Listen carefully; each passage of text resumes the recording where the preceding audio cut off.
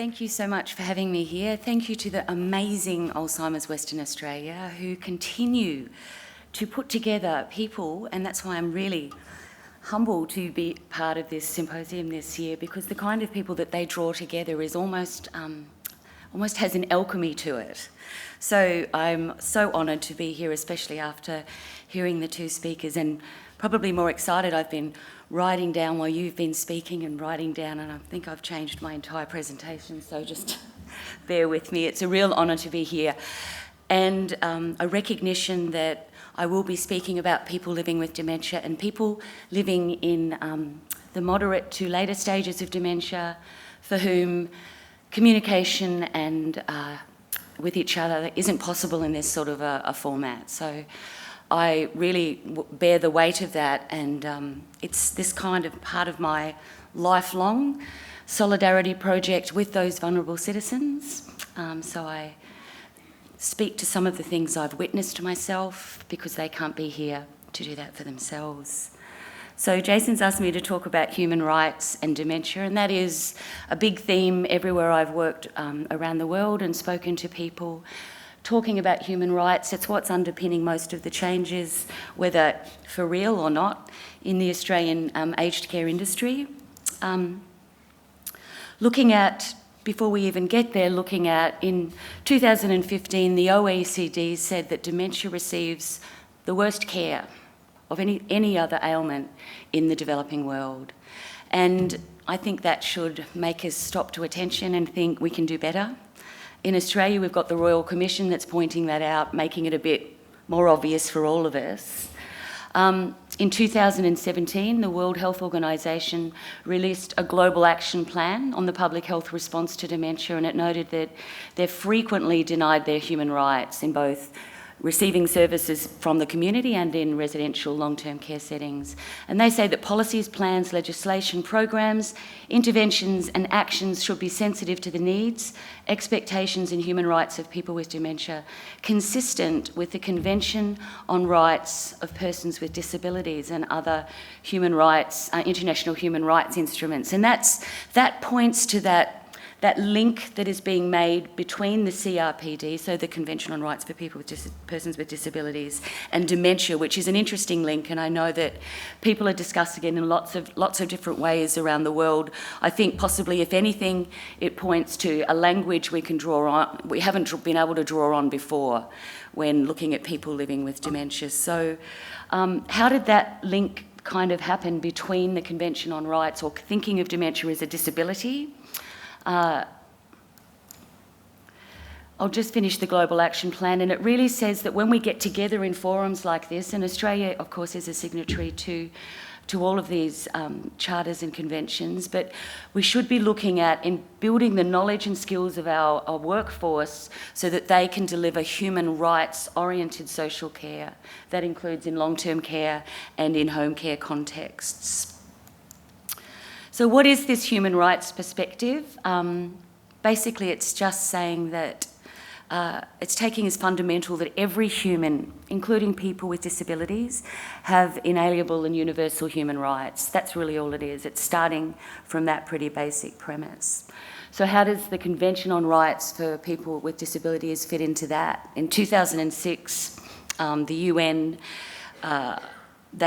they adopted, in 2006, they adopted the Convention on Rights for People with Disabilities because they just wanted to reiterate that these human rights are for everyone.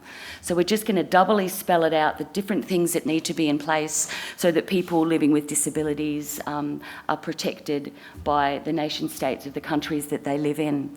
So 90% of the world's nations signed up to this.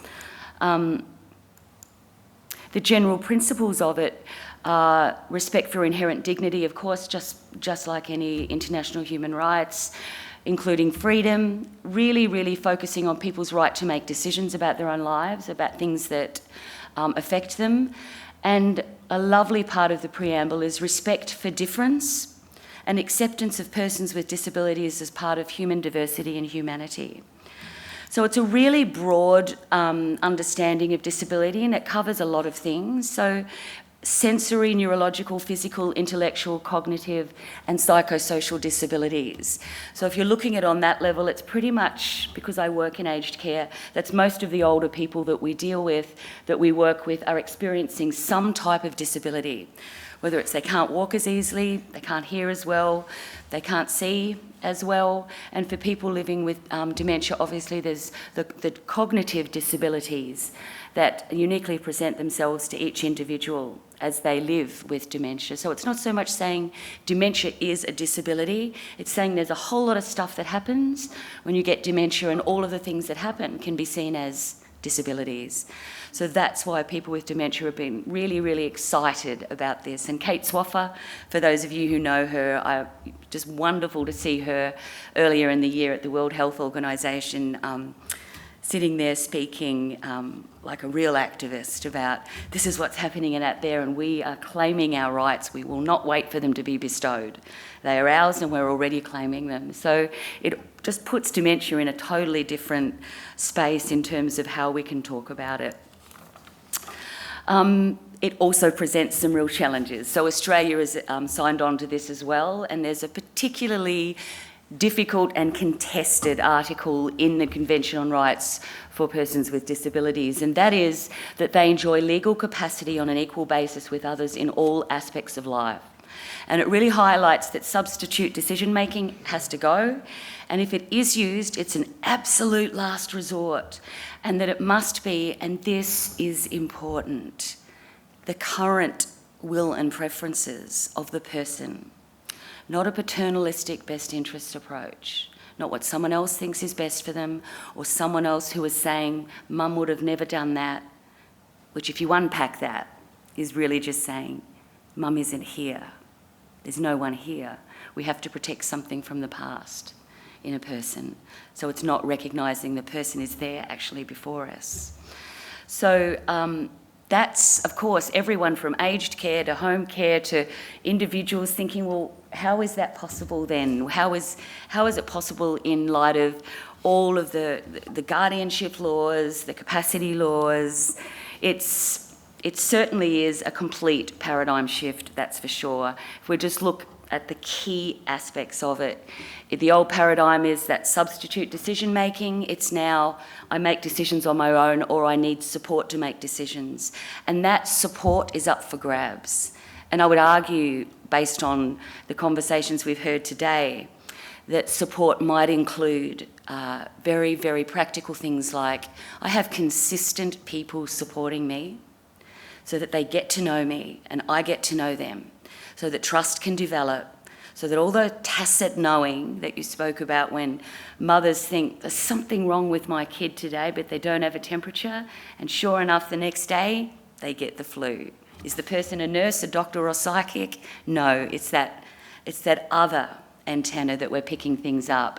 If we're serious about the human rights of vulnerable people who often don't use words to express their preferences and should not be kept hostage to what they preferred 20 years ago, and should not be kept hostage to an assessment that is incapable of encountering someone anew in the moment, new and always, because people living with dementia are citizens. They have a right to live with dementia. They have a right to live in a shifting reality, and it may call for a different kind of recognition of their right to be considered outside of a rational framework.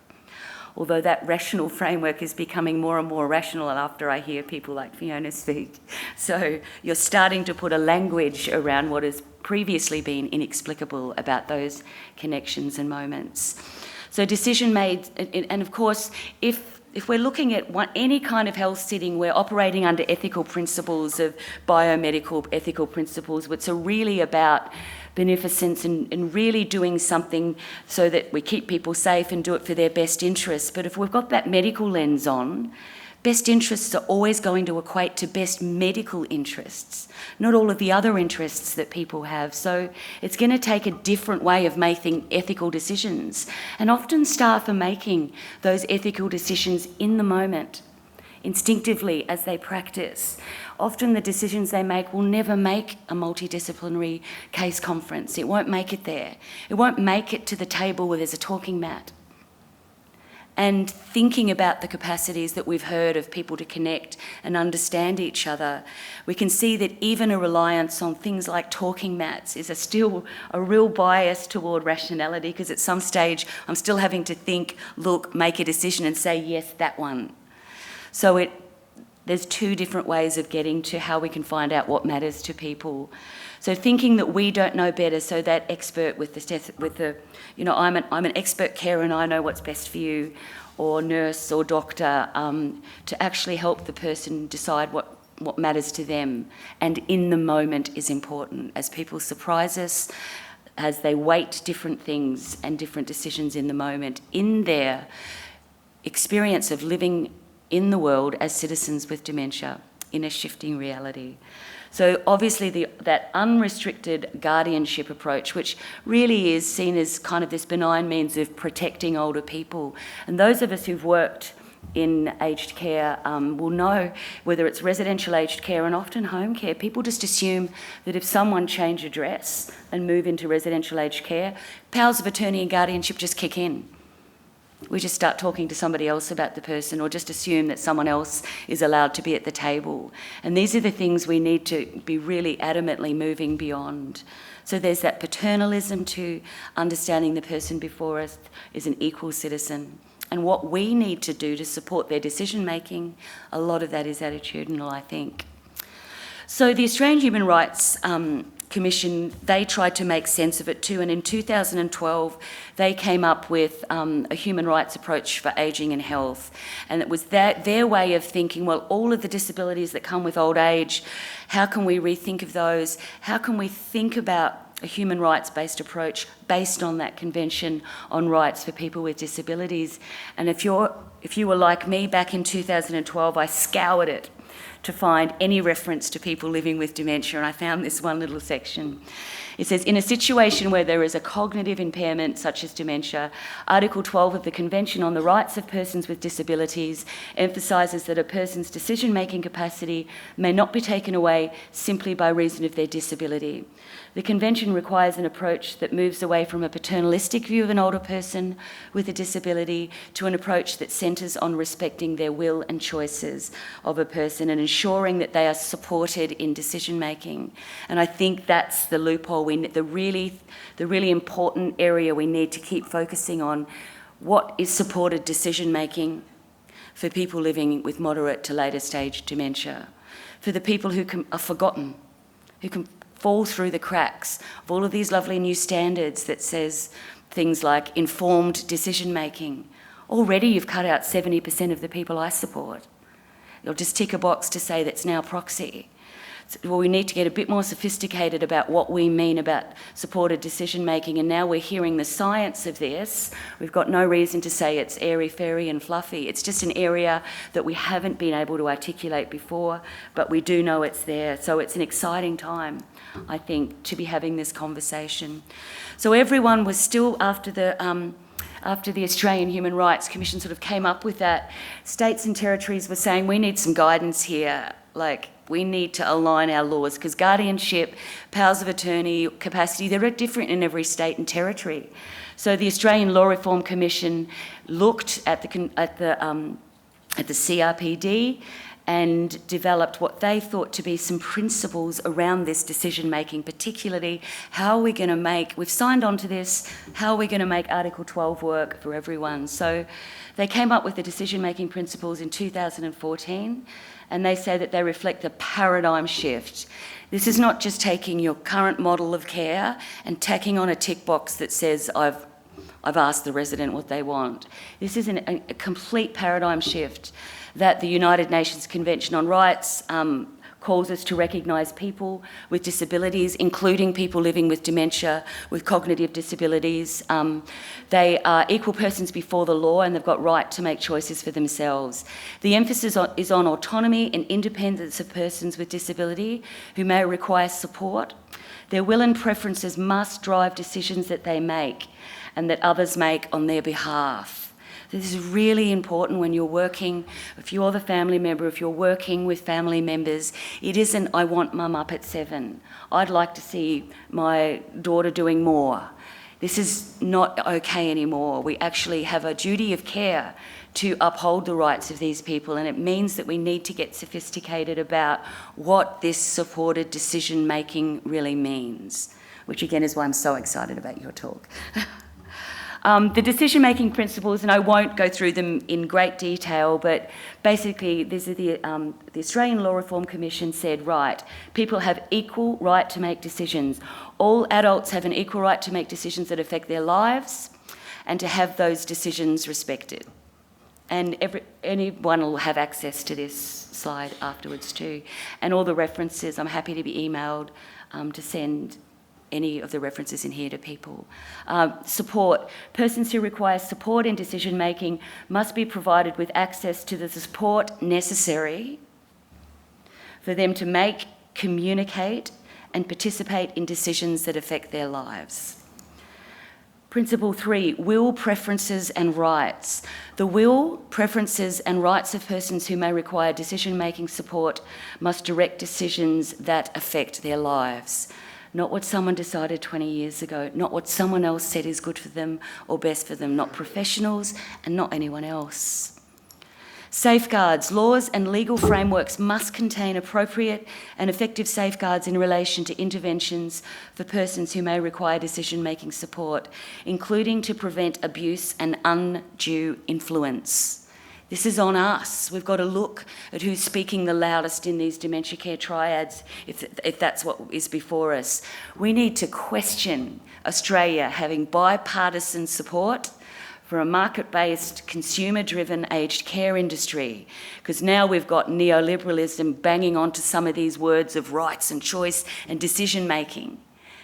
And we know that people living in the moderate to later stages of dementia do not have access to the benefits of a market-based system. They cannot vote with their pocketbook.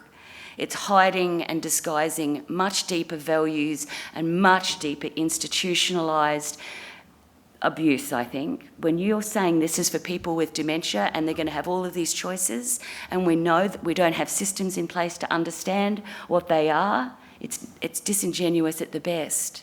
Now we're sitting with families and daughters. We don't know what the relationship entails. Our focus is on the person living with dementia before us, and we've got someone who stands to inherit whatever money isn't spent. And now they're deciding, Mum doesn't need the massage. I don't think she'll get any value out of being on the bus. She won't remember anyway. So we've got a market-based system where people are paying for services, both in a home care context. This is where consumer-directed care, the rubber meets the road. Who's making those decisions? Who's the consumer? And I think we need to work out what a customer is and what a consumer is. Often the customer is the person we're advertising to. That's the person reading the ad. We've got these great services. So that's usually the care partner. But the consumer is the person who's actually going to be using these things. So if we're talking consumer-directed care, how do we get to find out what the person before us wants? And how do we protect them? We've got a market-based system, and we're pretending that everyone's going to play nice. The elder abuse in this respect, we can't just keep, the daughter said Mum's not going to go on the bus. It's not okay. These are big decisions, and Mum saved up her whole life. If you live in Sydney, the median house price is about $1 million. Everyone wants their inheritance. Imagine for the last 3 years of her life, Mum had $1 million to spend in aged care. How exciting would that be? Go to the zoo every day, have 30 massages, have cocktails, happy hour, happy day, whatever. And to have people stop monitoring us, for heaven's sake, really? Yes, I'm not being nihilistic. We want to know how the brain is plastic and all of these things, but at the end of the day, we just know what makes people feel good, and that's kind of good enough too. And part of that's a little bit of humility, I think. But there are safeguards that need to be in place, even from really well-meaning people and from our well-meaning selves. I think we're hardwired, even the best of us with the best of intentions are hardwired for paternalism. So part of safeguarding people is minding our own power. And sometimes you just have to breathe. And that's where dignity comes into place. Everyone's talking about identity and protecting dignity. It's in the new standards. It says that it's the foundational standard for aged care across home care. What does dignity mean? I trained 200 staff yesterday and the day before, and they wanted to know about the standards. What does dignity mean? And identity. Well, that means making sure that the person is wearing what they used to wear and that they're clean and wearing, that they've been toileted and that it's like, you don't give dignity, you feel it. So how do we find out what makes that person feel dignity? Rather than imposing what we think is dignified onto others. Identity. Whose version of identity? It's like identity is some solid thing, but it's always changing and becoming. Poor mum, how many times have my degree is actually in recreation therapy and in aged care, how many times did I give a checklist of preferences and previous history to the poor family who were already stressed, but I had to get my assessment done in the first 3 days. And they would tick things like, Mum loves cooking, she loves cleaning. And as soon as the daughter would leave, I'd say, great, we got a lovely activity called Household Memories. And she's like, yeah, nah. No, you're paying me? And it's not that family aren't right, but I don't know about your kids. There's some stuff they don't know about me. I've got some private, lifelong held jokes and little in-jokes with my partner that no one's going to understand. And if he isn't here, the other half of the owner of that memory is gone. It's not going to be kids. This is being human, We've got to get to know who people are in the moment with us. And I can't stress enough that in the moment, because if we're talking about people living with dementia, that is where their rights and citizenship exist, in the moment. We cannot drag the past into those moments, and we have to be free and open to encounter people in that moment. That's what decision-making support is, in the moment. And that's that lovely aesthetic lens that Dr. Kerr put on earlier, how to be open in that space. And that gets to how we think about dementia too, which if you go into a room to meet someone, to encounter someone with dementia, and you believe that they cannot make decisions for themselves, that they don't have capacity, that you're just there to keep them clean and dry, your intention going into that room is forcing something on them, even with the best well-meaning. If you don't go into that room open to what emerges, there is no way that you're going to truly encounter the person before us. And that is what it takes, to encounter someone and meet them in the moment with them. And it is nuanced, that decision-making that grows over time. And there, all of science starts to meet kitwood. And it kind of moves beyond kitwood into, I don't know if it's I, thou anymore, what you were describing. It's a little bit more thou, I. Here I am, open and in the moment. Who is this person? And I'm not going to yet let my brain get in the way and all of that rationality that gets in the way of that pathway that you were describing, that aesthetic pathway. We've got to disconnect from that, because that is the place people with dementia live and exist and express their preferences. So that familiarity and trust, on the basic functional operational level, people with dementia have a human right to be supported by the same people. No matter what your service is, they've got a right to consistency. That's surely one operational agreement that everyone can make. And it is that citizenship lens that helps bring these abstract rights. Everything I've been talking about so far is so distant from these gorgeous moments that people like Fiona and you guys were talking about. How abstract is that from, I've got a right to make decisions? It didn't sound like your story, did it? It's not how the real world is. So it's a lovely abstract language. And thinking about citizenship and all the levels of citizenship where those rights live in the real concrete world, from organisations, but at the moment, because I'm talking about people living in moderate to later stages of dementia, I'm talking about our citizenship relationships in those little microecologies of practice where some people may come and go, but that's where citizenship is for people living in the later stages of dementia. And the National Decisionmaking Principles just headed to those. That's where the talking mat sort of thing came in. But when they were talking about this at the United Nations and the people who were getting together, there was some interesting, how are we going to work out what the best interpretation of will and preferences is? And the people are saying, well, we've got to use alternative communication, non-verbal communication, gestures, actions. So I guess they're talking about body language, and that isn't quite what Dr. Fiona was talking about, because we can all observe others. That doesn't speak to that weird connection where we're actually passing information between ourselves. in terms of policy guidelines in Australia for this. Now, the Cognitive Decline Partnership Centre have done work on this, and if anyone hasn't read it, they developed some tools for the industry around supported decision making. So the only reference to non-verbal was to get a will and preference was things, as I said, like assistive technology, use of pictures, talking mats, all of the things that still require cognition, all of the things that don't happen in the moment, all of the things that may be good for either or, but I don't think that's really what we're getting to here when we're talking about the policy guideline. I will say that after the Convention on Rights, after people with dementia were tied to the CRPD, there was a wonderful ethics committee in Europe that met together, and they met with people, with Helga, people living with dementia. They had a wonderful conversation around, they looked at the capabilities approach, they looked at all of these things and thought, what are we going to do? How can people living in moderate to later stages of dementia really benefit from the Convention on Rights? And the closest they got, obviously they didn't come up with an answer, but they came up with the work of a woman called Geraldine Boyle, who's done some work on socio-emotional agency. And her work looks at that kind of intersubjective language that people have, and she's looking at that space, and there's also people like Pia Kontos who are looking at embodied selfhood. So they're trying to think about ways that we can understand how people's agency, how their impact on us and the world can be considered within the context of their diagnosis. So it isn't new that people are really thinking about what are we going to do for people living in moderate to later stages of dementia if we're serious about rights.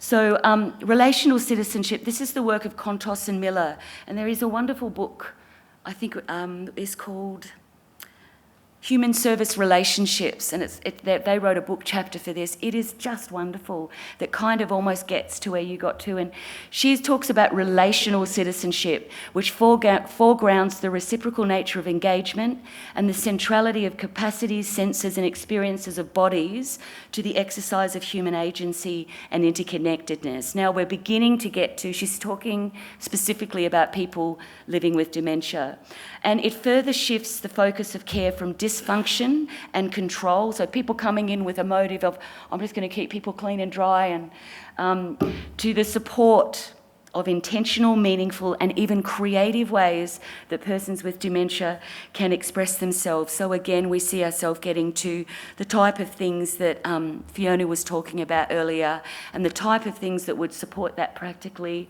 consistent assignment and real presence, you were saying dynamic resonance, intentionality. A lot of that is someone coming in open to that, and open to, without any predetermined objectives, actually encountering another person, and who is this person, who is there. And I must admit, this does take me back to my own motives. I think if we're talking ethics and citizenship, for each citizen it comes back to that. My very first experience in aged care was, if you told me I'd be working in aged care, I would have gone, you're absolutely bonkers. I'd been working in my old career, and that was doing post-production sound, so I can very much relate to sound design and how sound affects people. I was living in Los Angeles doing post-production sound design and engineering for about 3 years. I came back to Australia really, really burnt out and didn't want to do that work anymore, but didn't have any other qualifications, and had a bit of a breakdown, didn't leave my house for a year. And my sister sent me a cutout from the local paper saying, do you have any skills or passions or anything that you want to share? And it was obviously a volunteer ad for a local nursing home. Come and share them with us. And my sister wrote a horrifying note and said, God's given you this lovely gift, you've got to share it with people even if you don't want to use it professionally. So I was like, great, now I've got to go, I'll be struck down. So I turned up there, didn't know what a nursing home was, and it was a really old one. It had like the 4 beds in the room and the dignity capes, all too young, with the commode chairs, you don't want to know what they are. Had 4 bathrooms for 60 people, but I went there, I played piano, and I met my first person living in the later stages of dementia, a woman called Kathy, who wasn't using words anymore, was pretty young. And when I walked in, she was still in her nightie, and that seemed odd to me because everyone else wasn't. Her hair was really mad and her eyes were kind of stuck together. Obviously, she hadn't washed her face in a little while. And she stood there with her hands on her hips like this to me. Kind of like, this town ain't big enough for the both of us. And eventually, by the end of the day, her and I ended up in a room together where we started this pantomime out of the blue, me knowing nothing about dementia, nothing about Kathy, but we got in one of these positions, and it was a little bit like gunfight at the OK Corral, where I took one step forward and then she took a step forward, and we kept doing that till we got closer. And about there I'm thinking, they said she was aggressive, wait a minute. But it was too late, and we were nose to nose, and I looked at her and we were both not smiling because we were about to kill each other. That was our pantomime, you know. But I saw the muscles on her cheek quiver, and I thought, she's trying to stop laughing. And that did me in. I just started laughing. I don't know if you've ever laughed till your tummy hurt. I don't think I'd laughed in a year, but I started laughing, and then she started laughing. Oh my gosh, it sounded mad. And that made me laugh more, and then we both kept laughing. Then staff came in and said, "Are you all right? Is she worrying you?" And that made us laugh more. So, and then at one point in that laughter, she kind of grabbed my hand and dragged me out. It wasn't lovingly, it was kind of like, let's get the hell out of here. And she walked me around a few of the corridors, and she must have lost interest and taken interest in something else. But I walked home from that experience with Kathy, not knowing what had happened, but my whole body raging with chemicals and hope and joy and possibility. I don't know what I was feeling, but it cured me. And I just thought, I've got to be there. Whatever that is, I want to be around it. Has anyone had any moments like that with people? It was that moment for me. So I've always been so grateful for having vulnerable people who need support, because I don't know what I'd be doing without it. So just to talk about a moment like that, that's the moment of possibility. I knew nothing about dementia. In fact, when I did all my dementia training and did my degree, I had less access to those moments. I had to come full circle through the deficit thinking, through the people with dementia aren't intentional, through the peak bodies you have on their websites. They don't know what they're doing, they don't mean it.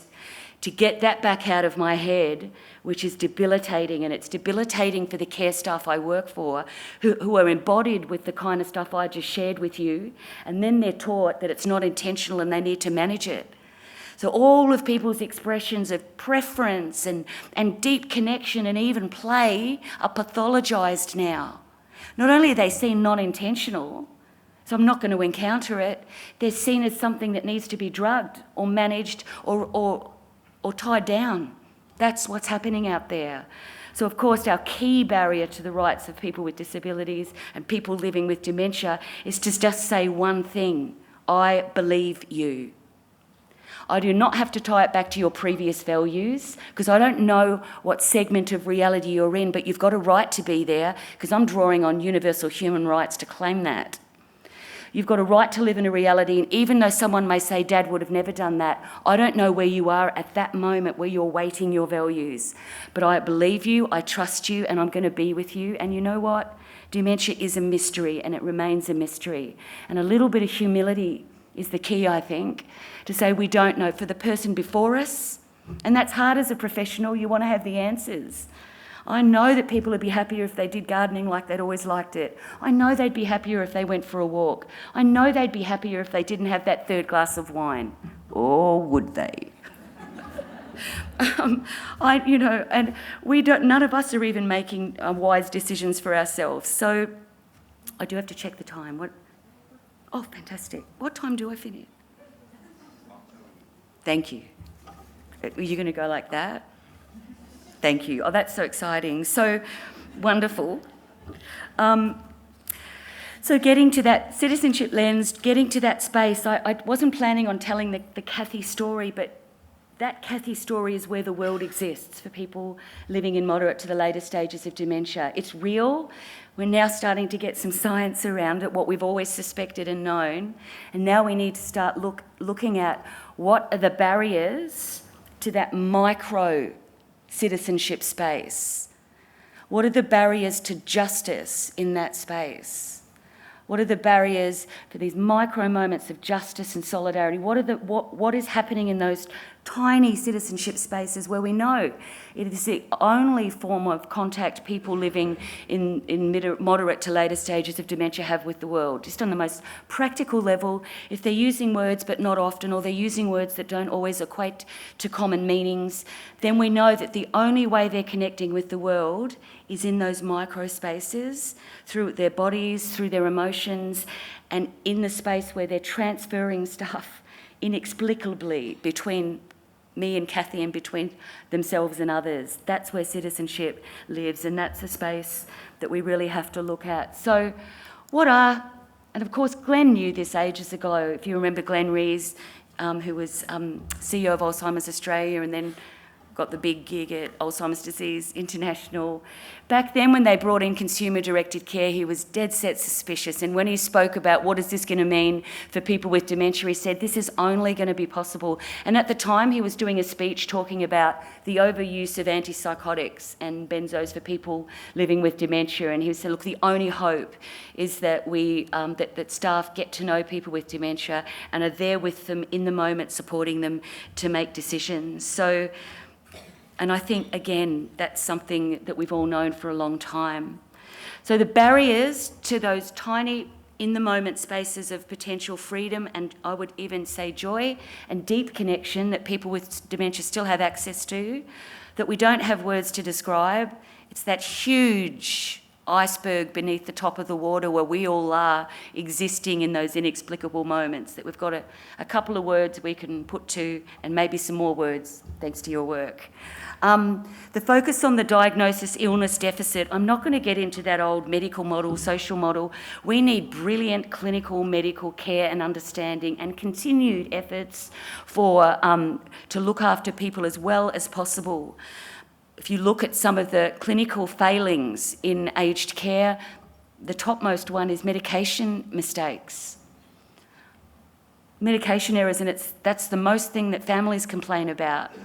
So I kind of got one thing to say about people. How are we going to train our nurses for leadership? Just teach them to give out medication right. Really, these basic clinical skills and clinical decision-making. I've worked with the best nurses who've just used their instincts too, but have it's absolutely needed. It's not an either-or. We're not in some university saying you're going to go with the medical theory or the social. It's none. It's a bit of everything. People need brilliant medical care. So I'm not saying that when I refer to this. I'm taking it for granted. They're getting brilliant clinical attention and ongoing care as a basic foundational right. But I'm also saying that people's physical, clinical well-being isn't all that makes up their lives, and it isn't all that makes up all of our lives. And I would hazard a guess that everyone in this room works somehow in the health field. Would that be right? I'm going to ask you to be as honest as you can. Hands up, how many people in this room exercised in the last 7 days 3 times vigorously for between at least over 20 minutes, 3 times vigorously in the last 7 days? Okay, now keep your hands up. Stay there. Keep your hands up if you haven't had more than 2 to 3 standard drinks a couple of times. Where's everybody's hands go? No. Now keep your hand up if you haven't had any tobacco products whatsoever. You can't put your hand back up. Look, I'm even going to stop there because I thought there'd be more hands up. There's about 12 hands up. So round of applause for you guys. We're all jealous. The bottom line is, what happened to the rest of everybody? All of us know that if we exercise like that, we are going to feel better, less depressed. We're going to feel better about ourselves. We're going to be smarter. But none of us did it. We chose not to do it, right? I don't know why. It's a mystery. Can you help us? The bottom line is, good luck if you enter aged care, because whether you like it or not, you will be wheeled in a wheelchair into a music and movement group for your own good. And there may be the further abuse of having Andre Rieu or something playing, and it's like, I don't know why he's getting aggressive, and he's like, over and over. I think if a Martian lands, and this world all ends because of global warming, and they go and have a look in aged care sites, geographic sites, they're going to see, wow, Sound of Music. These people were a peculiar bunch.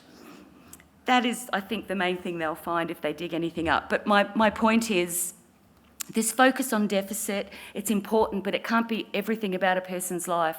People's connections, the other things they do in their life are also important.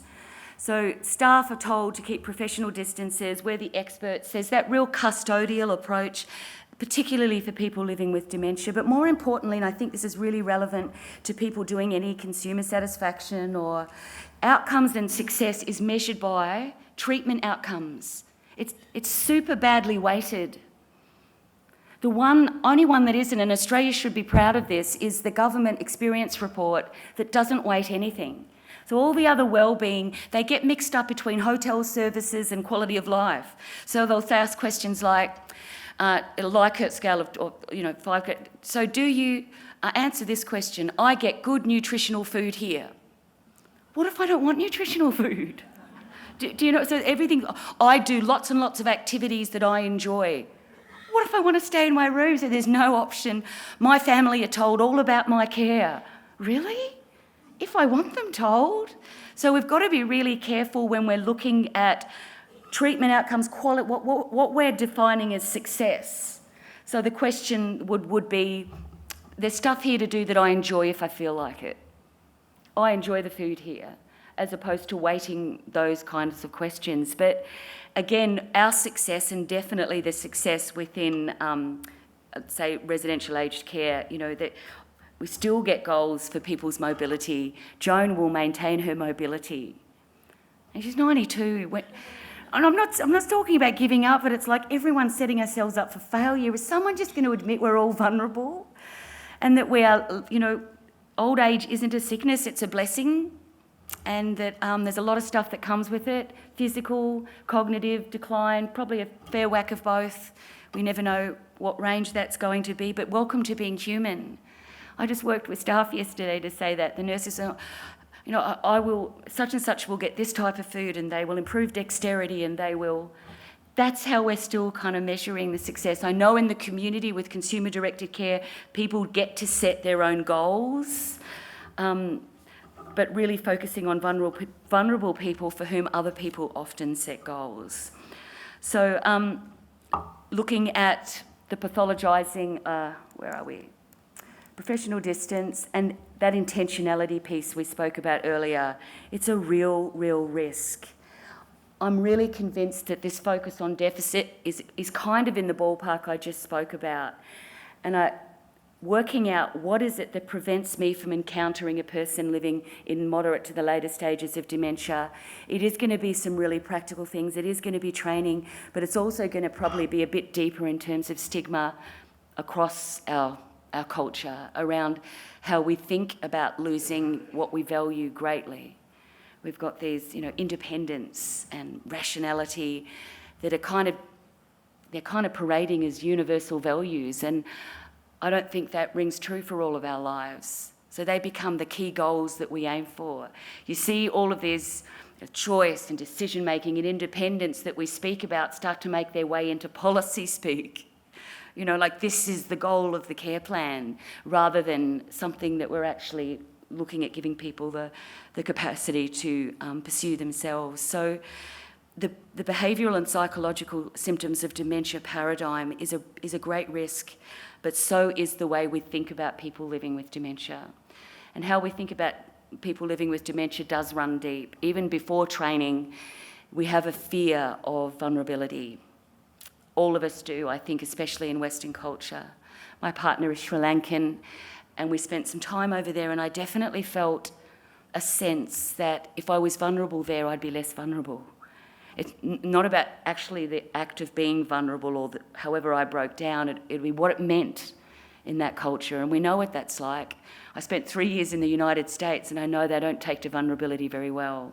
They hide people, they do the most amazing things to their bodies and faces not to get old. They, if you're not successful and young and fit, that there's a small window to be, what's considered this ideal citizen, and it's a real liberal idea of that and a liberal idea of vulnerability. And I know it sounds deep, but I think we're going to have to go there because I think fear is what keeps us from connection.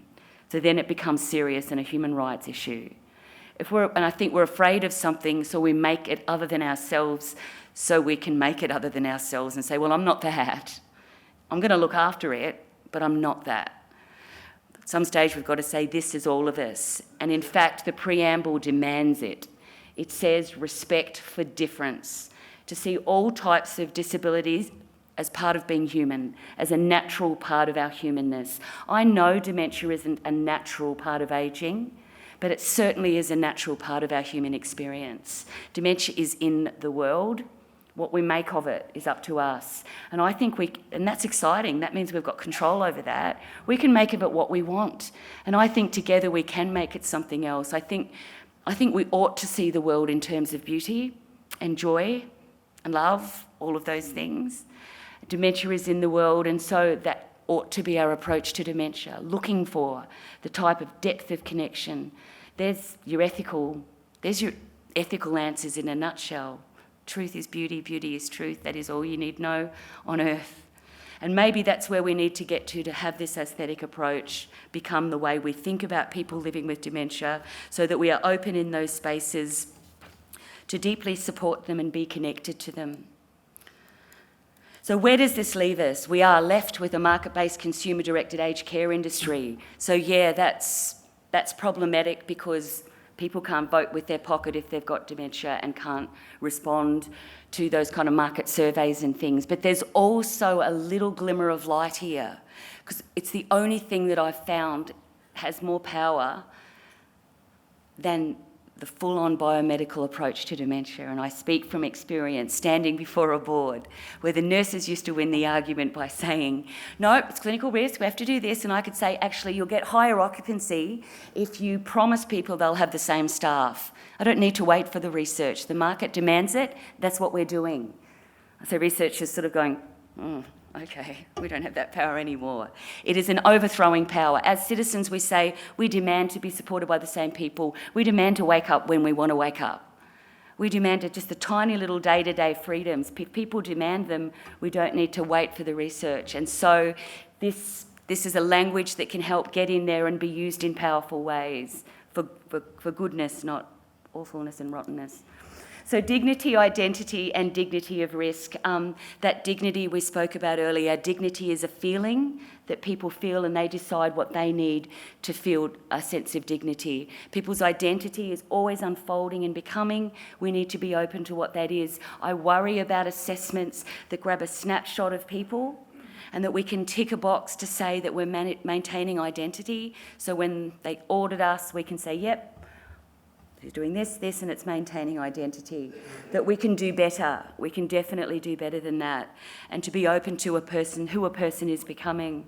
And that dignity of risk, of course, we all hear that a lot. So even moving beyond the big, when I ever hear this spoken about publicly, it really worries me, because the only conversations I hear are those big ticket items like the entering of aged care, or runny eggs, or listeria and melons, these big decisions. And if it were me and I was running a home again, I don't think I would serve runny eggs. And I don't think that's going to make people feel like their citizenship isn't valued. That's just an opinion.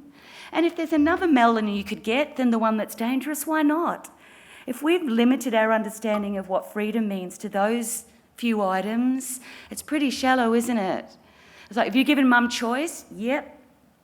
I asked her if she wanted the thickened red wine or the thickened white wine. Has anyone ever tried thickened wine?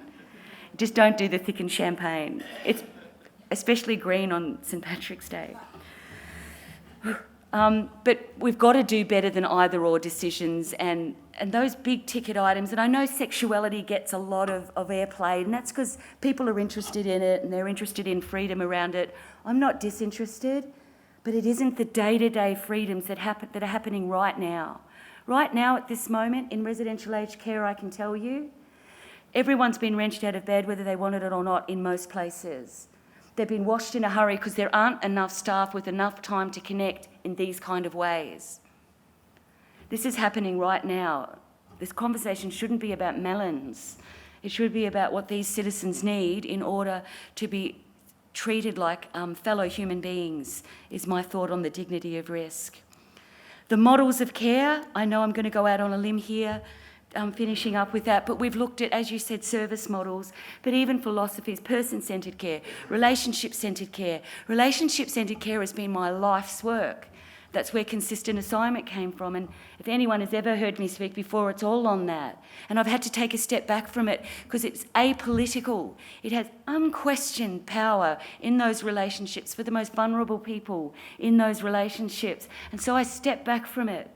And I find a danger because I'm meeting other good-hearted people and organisations saying, we're doing that relationship thing.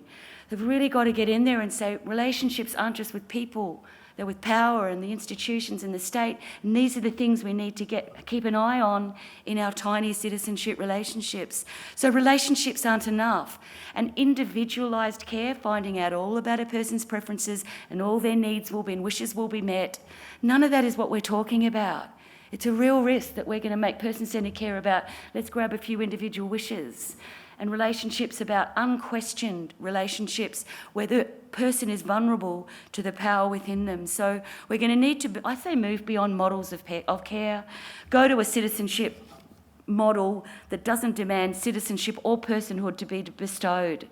We've got to see fellow citizens who are claiming their rights, who are already rights-bearing. We don't need to bestow it on them, but it is our ethical responsibility to see what they're claiming when they're claiming it. And I think probably the most important side of that is not pathologizing every single little thing a person does. And so letting our really beautiful staff disconnect from their own humanness, disconnect from their own Kathy moment. They've got that for days. I've seen it in them. We did skits together, and even the people who came into the training session, if you've ever done training, you know they come in like this. Yeah, I told I had to come here. And your heart sinks because you know they're going to suck the energy out of the room.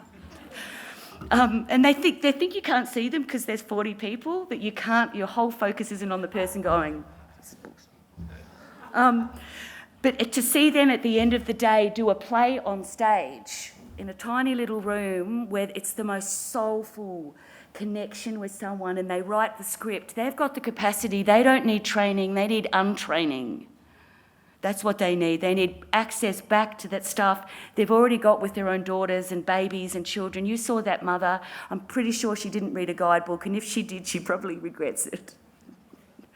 These are things these are the most gorgeous parts of our humanity. So although rights are important, they aren't what universally bind us together, this independence, this demanding of rights. It is our shared vulnerability, not just when we're really old or really young, and not just because we've got a risk of getting hit by a car or natural disaster, our vulnerability to one another.